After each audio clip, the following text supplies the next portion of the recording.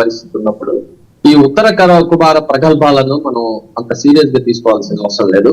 కాకపోతే నేను ఈ సందర్భంగా ఒక విషయాన్ని మీకు గుర్తు చేస్తా. ఇప్పుడు ప్రస్తుతం ఉన్న ఆర్ఎస్ఎస్ బీజేపీకి సంబంధించిన ఈ ప్రభుత్వం విదేశాంగ విధానంలో క్లియర్ గా వైఫల్యం కనపడుతుంది.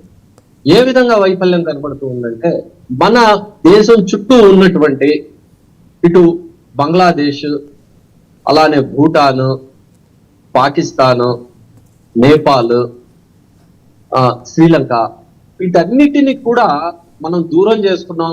వాటితో మనం శత్రుత్వాన్ని పెంచుకుంటే ఈ మొత్తం నేను చెప్పిన ఈ దేశాల్లో చైనా వెళ్లి పాగా వేసిన పరిస్థితి మనకు స్పష్టంగా కనపడుతుంది. అంటే ఇది విదేశాంగ విధానానికి సంబంధించి ఇది ఒక తీవ్రమైన వైఫల్యం అని మనం స్పష్టంగా గ్రహించవచ్చు. ఇది ఒక అంశం. ఇంకా రెండవ అంశం వచ్చేసి, బంగ్లాదేశ్ లో అక్కడ ప్రభుత్వం అస్థిరపడడానికి, అక్కడ ఉన్న ప్రభుత్వం పడిపోవడానికి మెయిన్ కారణం అమెరికా అని చెప్పేసి కూడా ఆరోపణలు వచ్చాయి. ఈ రోజు యూనూస్ ఈ విధంగా మాట్లాడుతున్నాడంటే వీళ్ళు వెనుక మరి అమెరికా హస్తం ఉందా, లేదా చైనా హస్తం ఉందా, లేదా పాకిస్తాన్ హస్తం ఉందా అనే విషయాన్ని కూడా మనం గమనించాల్సి ఉంటుంది. అంటే పాకిస్తాన్ హ్యాండ్ డైరెక్ట్ గా ఉంటుందండి, పరోక్షంగా చైనా ఉంటుంది, అందులో అనుమానం లేదు. పాకిస్తాన్ హ్యాండ్ అమెరికా హస్తం కూడా ఉండొచ్చు, మనం రూల్ అవుట్ చేయలేం. ఆ పాసిబిలిటీని కూడా మనం రూల్ అవుట్ చేయలేం. ఎందుకంటే దక్షిణాసియాలో దేశాలు ప్రశాంతంగా ఉంటే వాడు తుపాకులు అమ్ముకోవడానికి అవకాశం ఉంటుంది.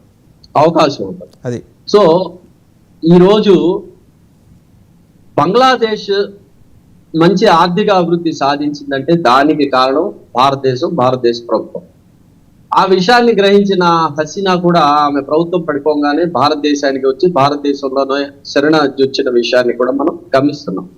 ఈ ఆర్థికంగా బంగ్లాదేశ్ అభివృద్ధి చెందుతున్న దాన్ని ఈ తట్టుకోలేని చైనా, అమెరికా, ఈ పాకిస్తాన్లు మూడు కలిసి ఉమ్మడిగా కుట్ర చేసి అక్కడ ప్రభుత్వాన్ని అస్థిరపరచడం, అక్కడ కొంతమంది ఈ స్టూడెంట్స్ రూపేణ కొంతమందిని ప్రోత్సహించి ప్రభుత్వాన్ని పడేయటం, కీలుబొమ్మని యూనివర్సిటీ తీసుకొచ్చి అక్కడ కూర్చోబెట్టడం మనం కనుక చూసేటట్టయితే కనుక ఇది అస్థిర ప్రభుత్వం ఉంది.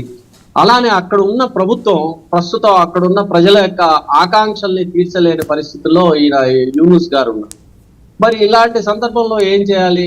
ప్రజల్లో భావోద్వేగాల్ని రేపెట్టించడం కోసం గాను ఈ పాకిస్తాన్ ఏ విధంగా ఇండియా మీద విషం చెమ్ముతూ ఉంటుందో అదే విధంగా ఈ రోజు బంగ్లాదేశ్ కూడా విషం చెమ్ముతున్న విషయాన్ని మనం గమనించవచ్చు. ఇప్పుడు నెక్ ని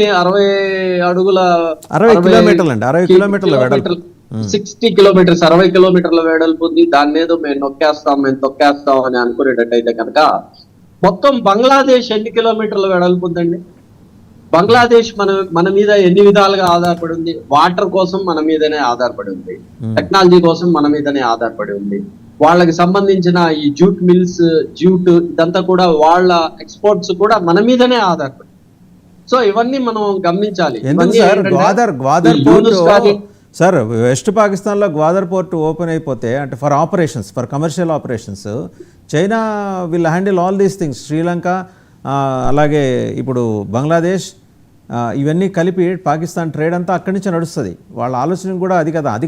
ఇప్పుడు మొహమ్మద్ యూనస్ ఇంకో మాట కూడా అన్నాడు, మేము ఇది నొక్కేస్తే అటు బంగ్లా తీరం మీద, బే ఆఫ్ బెంగాల్ తీరం మీద మా ఆధిపత్యం పెరిగిపోతుంది అండ్ భారతదేశం సఫకేట్ అయిపోతుంది, పైకి వెళ్ళలేదు అని చెప్పి. ఆయన చాలా బాగా చదువుకున్నాడు కదా, బాగా బ్రహ్మాండంగా చదువుకున్నాడు, పైగా అన్నింటికి మించి శాంతి బహుమతి గ్రహీత ఆయన.